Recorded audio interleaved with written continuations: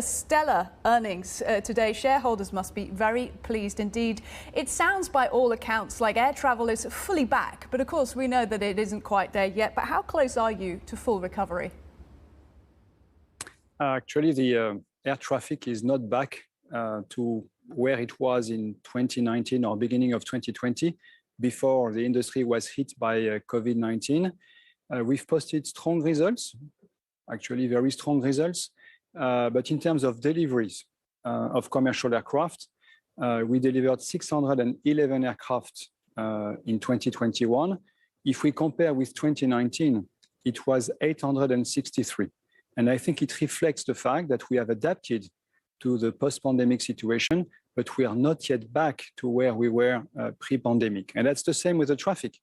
The traffic, and in particular the international traffic, the long-distance traffic, is very far from having recovered, and we continue to believe we'll be back to 2019 figures around 2025 for the long-haul traffic.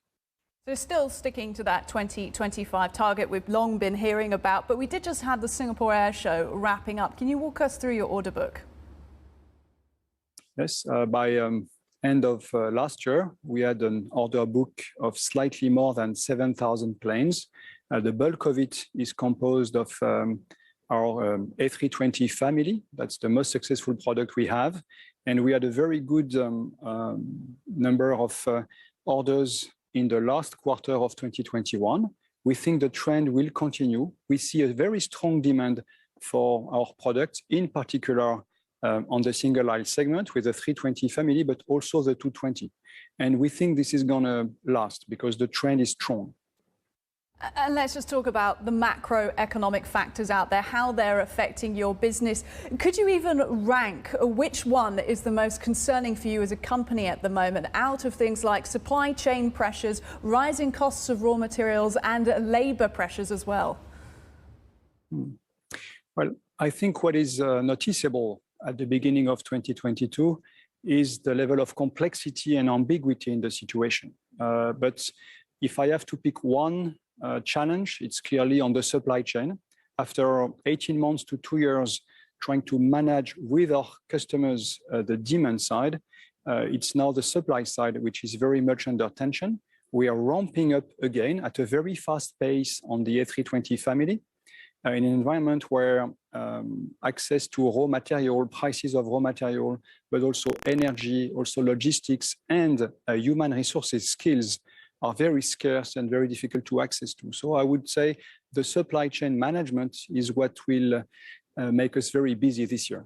And how is that going to affect your outlook in terms of your ambitions for manufacturing and upscaling production? We've given a guidance for 2022 for this year of 720 commercial airplanes. We had a guidance for last year of 600, so it's a plus 20%. Actually, we did 611, so we did slightly better than the guidance in 2021. So we want to keep on that trajectory of roughly plus 20%, which we want to keep doing also in 2023 later on. That's a very steep ramp up. Then we have to decide what we want to do for the single aisle in 2024, 2025. That's a decision we have not yet taken. And for the moment, we target what we call rate 65, so it means 65 aircraft a month on the A320 family by mid of next year, by mid of 2023. Understood. And it is quite a significant ramp up, and it's going to require a very committed workforce. Labour pressures are being felt by companies of your magnitude everywhere. And there has been a headline recently about a pay dispute that has spilt over into some of your plants here in the UK. What update can you give us on that, and how might that affect production? The first point I really want to make is I want to thank and congratulate our employees for what they have achieved over the last 2 years in a very difficult environment. And I really want to pay tribute to them. The results that we have posted for 2021 is the result of their work. Now, moving forward, I think it's fair that they want a fair share of the results and the situation, but we always have to be prudent and careful and putting things in perspective with the midterm and the long term. So we'll have a negotiation. We have a culture of negotiating and finding solutions with our social partners and with our employees at Airbus And I'm convinced this is what we will do again in this particular case. And, you know, don't really want to get mired in the headlines, but of course there is another battle ongoing we do have to reference, and this is the current dispute happening with Qatar Airways regarding what they're saying, allegations of paint flaking, which has caused them to ground some Airbus planes. We know that this is an ongoing case, but what updates can you provide us? Well, the first thing I'd like to say is we don't like to be in that situation with one of our customers. We are working very hard to serve and help our customers, and obviously this kind of situation is not what we like. This being said, we disagree with Qatar Airways on the nature of the problem on the A350, and now there's a legal claim that has been put forward by Qatar Airways, and we want to defend ourselves and defend our products and defend the company, because we think and we are really committed to the fact that it's not a safety concern, it's a painting issue, it needs to be dealt with appropriately.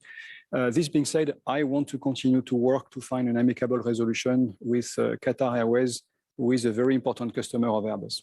And that being said, you do seem to have fantastic relations still with other Gulf airlines, Etihad in particular. What can you tell us about that relationship? Well, I don't want to single out one or the other customer.